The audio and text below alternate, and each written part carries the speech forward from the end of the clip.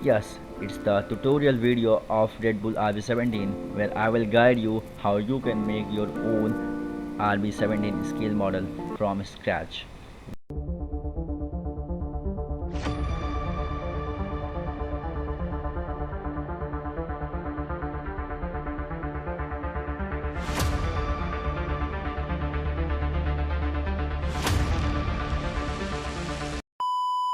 Step 1. Gather all the reference photos you can get of RB17.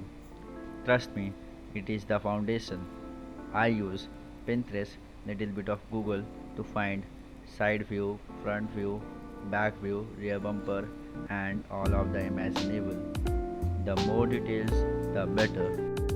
Now moving on the drawing phase, I didn't use any template for the project. Crazy, right?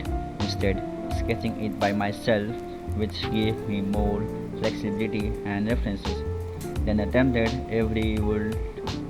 Sure, you can find template online with the quick Google search, but honestly, I didn't find anything. So I sketch it. For my sketch, I kept it simple and focused on the side view. Why? Because it was easier way to figure out how big this model was going to be. It's time to divide the sketch into three parts for the better clarity. Part 1, the front end. Part 2, the midsection and the upper part. Part 3, the back and the spoiler. Breaking it down like this make the whole process so much easier to manage. Before seeing the model, get all the size and the measurement of a real RB17. Use ChatGPT or Google to help you convert those measurements into a 1:2 scale model. Just ask ChatGPT to do the math for you. It's super easy. Having the exact size in centimeters will make it much easier to build and get everything right. Start with part 1 first. Make sure the sketch and the scale project are perfect. Carefully cut out the pieces starting with the front aerodynamic sketch. Next, move to the tire, ring and the cover and save bonnet for the last. The bonnet will help you to see everything lined up or not properly. Remember, the car is hollow, so focus on getting those aerodynamic holes at the perfect and right position. Now, for the second part, the midsection and the interior.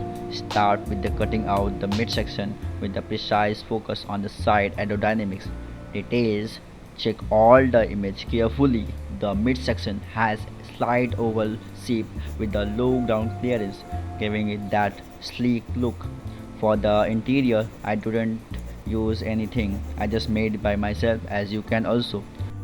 Take your time, study the image closely and work on every detail to make it as perfect as possible.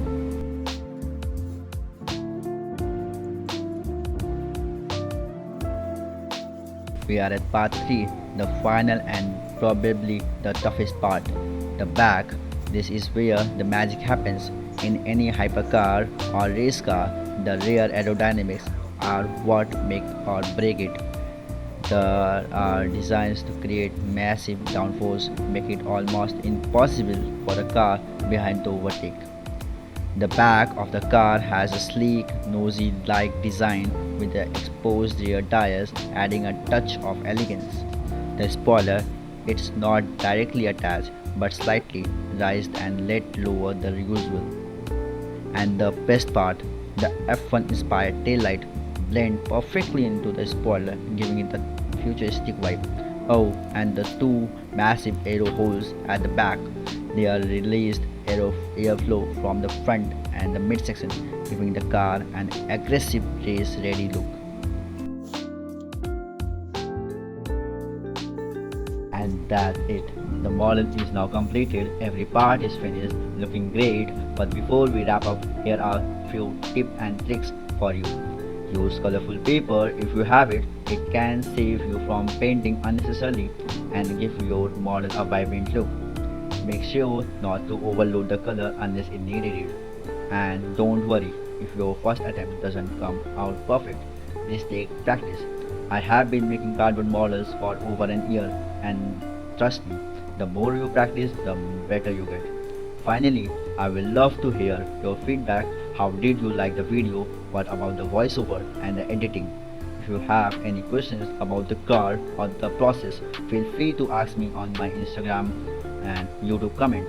It's free and it's really to you. And of course, don't forget to like, share and subscribe for more sound project. See you on the next project. Bye bye.